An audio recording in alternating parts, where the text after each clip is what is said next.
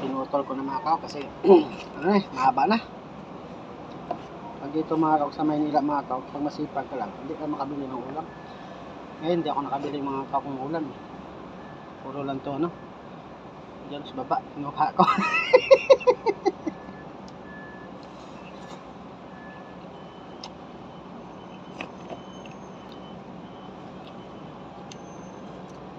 Diyan sa mga tanim-tanim mga kao.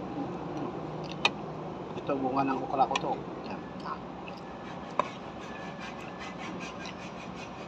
Napakasarap mga kao ng tanghalian ko ngayon. Mamaya may dalhin ako sa bahay ng ano, kalbos ng gabi mga kao. Paluto ko sa asawa ko kasi masarap na yung asawa ko magluto ng kalbos ng ano eh, ng gabi.